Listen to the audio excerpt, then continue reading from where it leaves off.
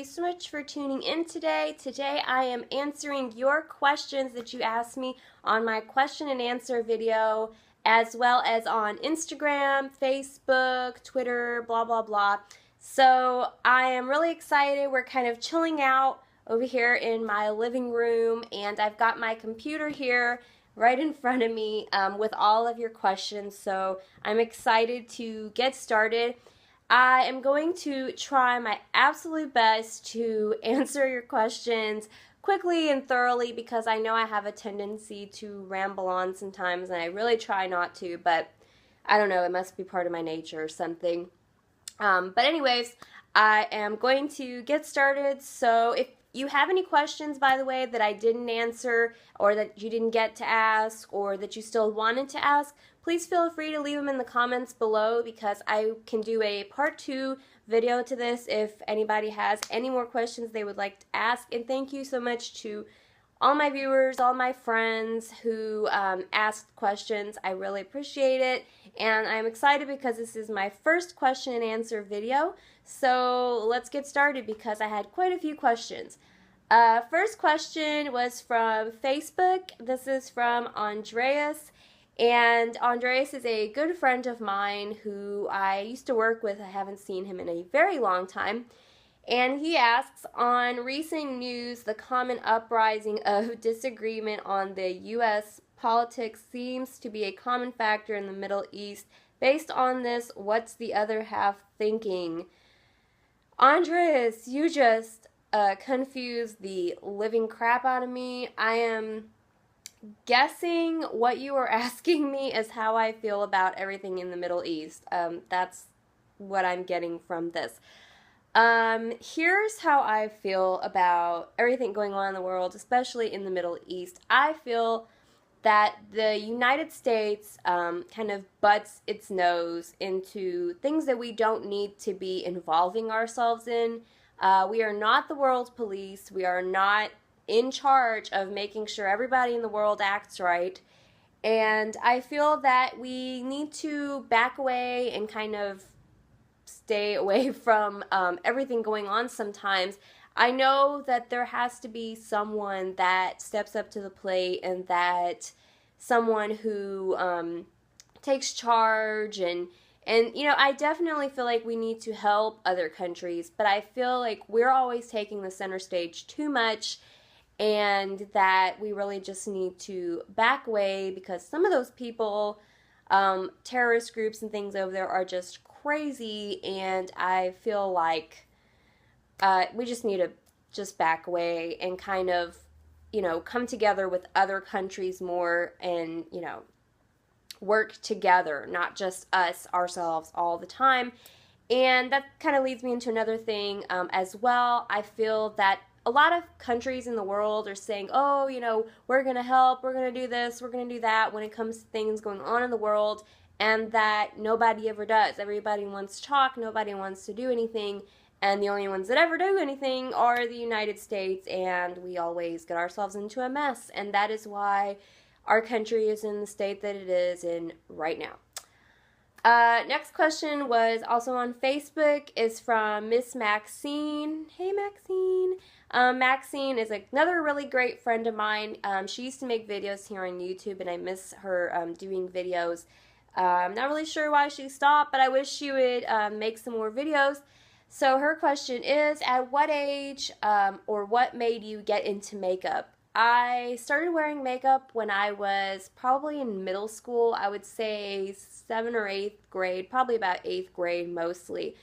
Nothing really made me get into it when I was younger. I would always read like Teen Magazine or 17, you know, those teen magazines. And they always had makeup in there, like explaining to you how to properly wear makeup and blah, blah, blah. However, you know, the looks that they showed you were never like outrageous looks or anything that you couldn't wear to school or, you know, like out to dance or whatever you did at that time.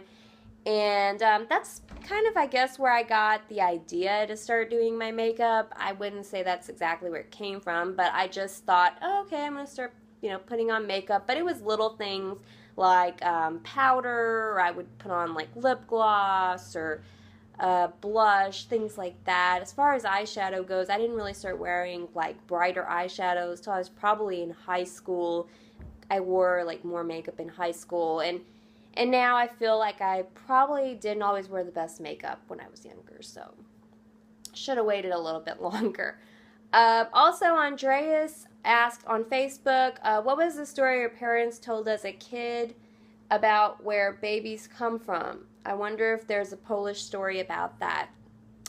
Well, I am Polish, and there are lots of Polish stories explaining lots of things. The only story that my parents ever told me about where babies come from, I don't necessarily think every Polish family tells this story to their kids, but my mom just told me that storks bring babies, and I never actually saw a stork till I went to Poland to visit when I was 13, and I saw how they are always in these big like nests on people's roofs, and they were really big, and I didn't know what that was, and I said, what is that? My mom's like, that's a stork. And I was like, oh, that's what storks look like. Never actually saw them before that. But just, storks bringing babies. I think it's like maybe a worldwide type thing. I don't know. Is it in your country? And what is the story in your country? Is it storks? That's what I always heard. On YouTube, Miss Shorty22 asks, what does your YouTube channel mean and why did you start making YouTube videos? My YouTube channel name is LMSQ02. It used to be longer, and I shortened it down because I feel like when people wanted to search for my videos, it was hard to remember that whole name. But basically, LMSQ02 just stands for Little Miss Susie Q02, which is what it was before I shortened it. And Little Miss Susie Q02 is just kind of a nickname. Sometimes people call me Susie Q. I don't really like it, but I go with it, I guess, because I'm a nice person. And I'm a little person. I'm a little 5'4" little tiny girl. So Little Miss Susie Q and O2, I don't know, it just rhymes, I guess. But that's what it means. And why did I start making YouTube videos? This was asked quite a lot, actually. Quite a few of my viewers asked why did I start making YouTube videos. Basically, long story short, I've always enjoyed being in front of the camera. Ever since I was a little kid, I did like some modeling type things. I did auditions for commercials and things when I was a kid. I've always enjoyed being on camera. I always liked being on camera, which was funny because I was actually a very shy kid, but if someone pulled the camera out, I was like, all over the place.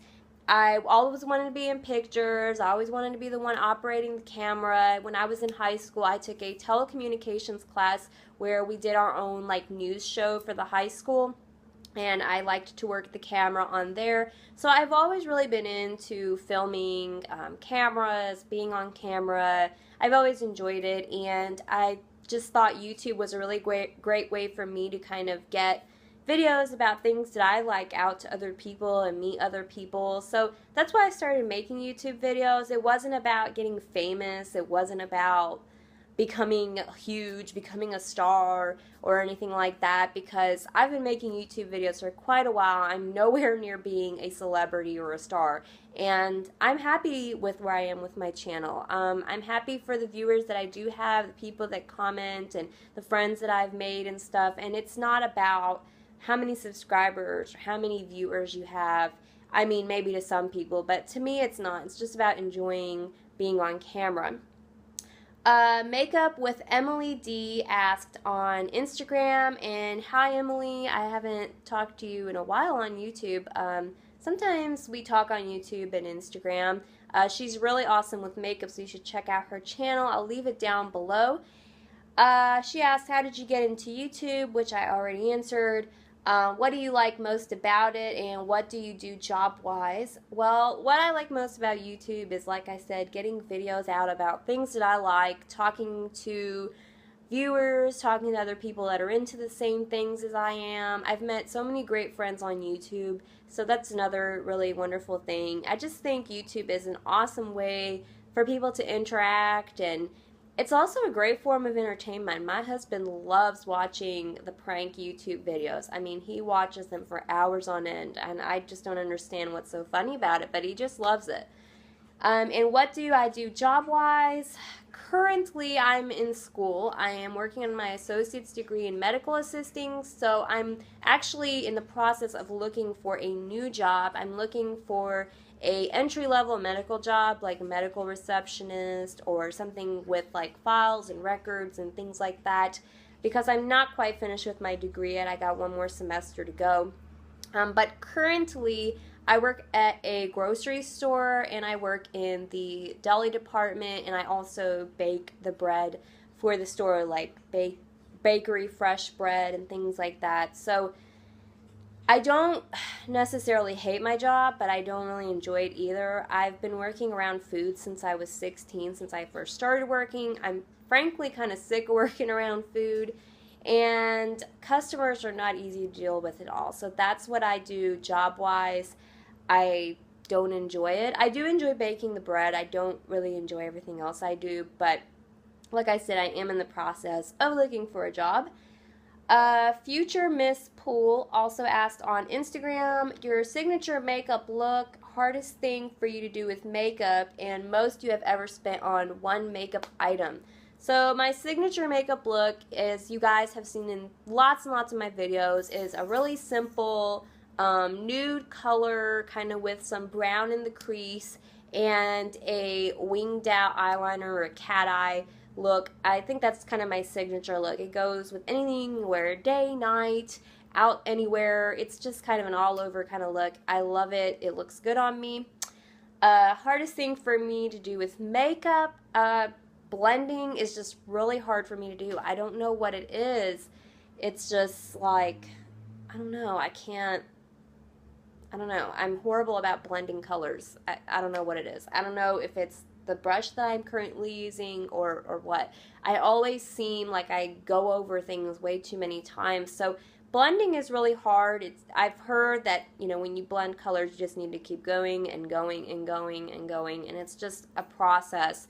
But I don't know, it's just hard for me to do. Another thing is it took me quite a long time to perfect a cat eye eyeliner look. It's just really hard to get that line really straight and everything. Most you've ever spent on one makeup item. I'm not, you know, huge on buying really expensive makeup items, so I would have to say the most I probably ever spent was like $70 total at MAC, I believe. That would include like a $60 powder, or I think it was a $60 powder that I got, like a finishing powder or something at MAC that I really enjoyed. I can't even remember. I got it so long ago. I can't remember what it was called. But that is probably the most expensive thing I have ever bought makeup-wise. I've bought perfumes and things that were really expensive, but that's not really makeup. So makeup-wise, beauty-wise, I'd have to say about $60, somewhere around there. It's probably the most expensive thing I've bought. Last but not least, Sequest 2011. My good friend on YouTube asked, if you could go anywhere in the world, where would you go to and why? This is very easy for me to answer. One, I would love to go to London. I have to say there's a tie here. There's two places I would equally like to go to. One is London. I've always wanted to go to London. I absolutely love anything that has to do with London. I love British comedies. I just love things that have to do with London and Britain, and I like British things, and I don't know. I love English breakfast tea. I love British cookies, snacks, British comedies, like I said, everything. And I just think London would be so beautiful to see. I've seen pictures. I've always wanted to go. Always. I would love to go there. Really expensive, I've heard, to go there, but I do want to go to. My husband also wants to go to London. We both really want to go, and I would love to go there. And also, I would have to say Tokyo, Japan. I love Tokyo, Japan. I watch videos about Tokyo.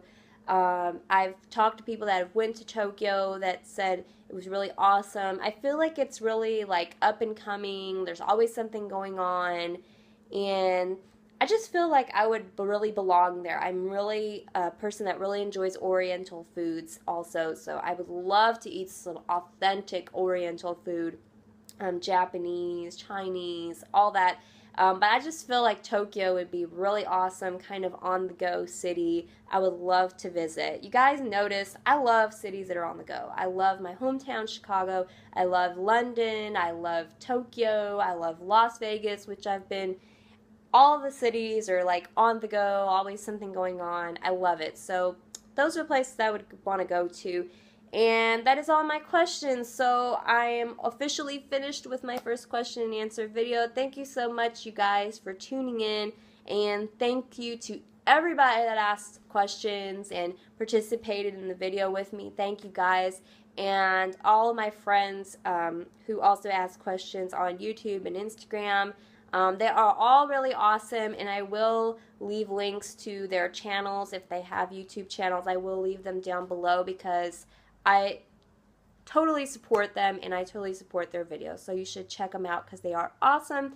And I'm going to end my video here. Thank you so much, and I will catch you guys in the next video. Bye!